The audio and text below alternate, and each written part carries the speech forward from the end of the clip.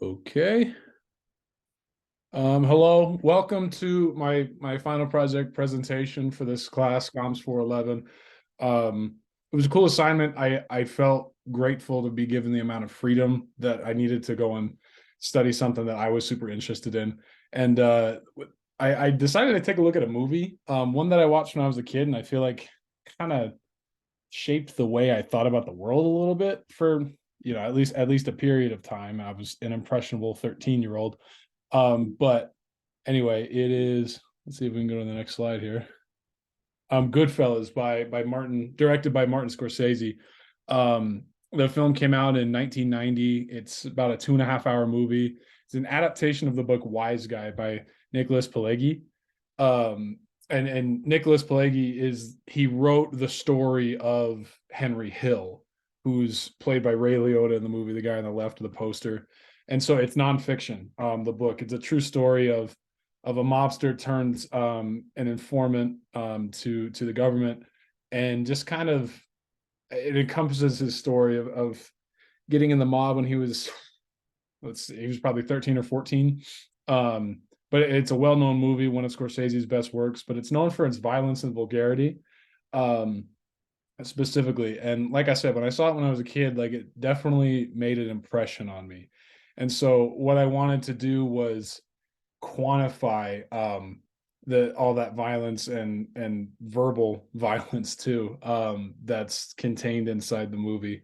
So I for every count of verbal or physical violence, I added to a running total for the film for either of those two categories.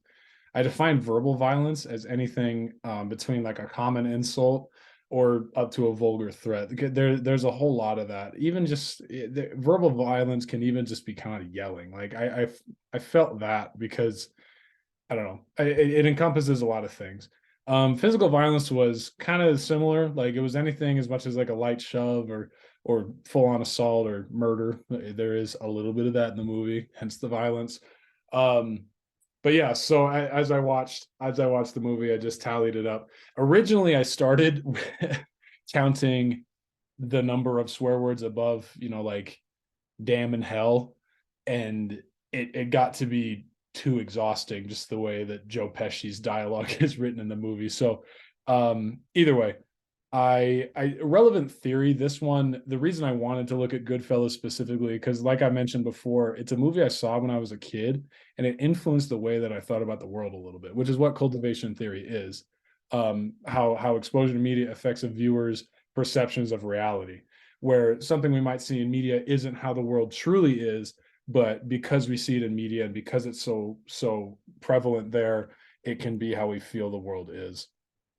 Um, like I remember when I was a kid and I saw this movie, I watched it over at a buddy's house, and we I grew up in the Northeast in Connecticut, so it's not mob territory, but like it was like a cool thing. The mob was kind of an aesthetic when I was in middle school and high school. For some reason, it was just like kind of fun to talk like you were a mobster, um, without the crime, of course. I'm not none of that.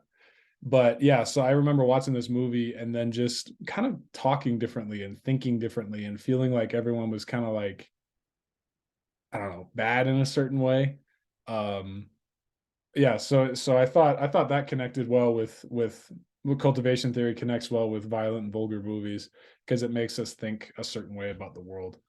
As far as the results, here, let me move this. I don't know if that'll show up in the recording, but verbal versus physical violence and Goodfellas. So there was a good amount more verbal violence in this movie. It's definitely a lot of talking, and the talking is what leads up to the physical acts of violence. Um, Verbally, there's a lot of FUs, hey yous, threats to someone's family, first like life, livelihood, anything in between. And then there's also a lot of verbal violence within a relationship. The person that follows the story of Henry Hill, he has a marriage where he and his wife are pretty belligerent to each other. And so you see a lot of that in the movie too. So 80 counts of that, and then 40, I think it was 48. I forgot to put the exact number there, but yeah, it was 48. 48 counts of physical violence. And there might have been more. I might have missed a couple, like maybe a shove and then a kick could have counted as two. but that's how I counted it. So there was definitely a lot. And it made me think about the way that media is like in general. I feel like it's more violent than day-to-day life, like especially nowadays. If I go out, I work security at a nightclub, right? So I deal with belligerent people a lot on the weekends and stuff, just doing my job, bouncing and keeping the peace, so to speak. But nobody ever gets in fights. Nobody ever swings because they know that if they swing and throw a punch, that's assault, and or that's battery, and you can go to prison over that if someone chooses to press charges. So it's a very, very serious thing that I think movies kind of make light of. And so, in a cultivation theory sense, if you see a lot of that in the media you consume, it can be really harmful.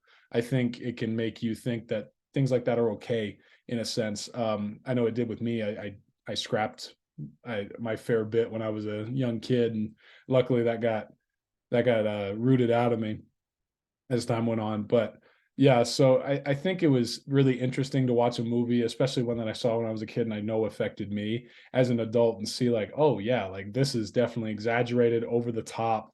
And it may be how that specific life is a life of crime, but for self-respecting citizens and everything like that, it's very different. So those are my findings from my project. I'm grateful for the opportunity I had to do it, and thankful for this class. I definitely learned a lot, and I'm a more conscious media consumer now.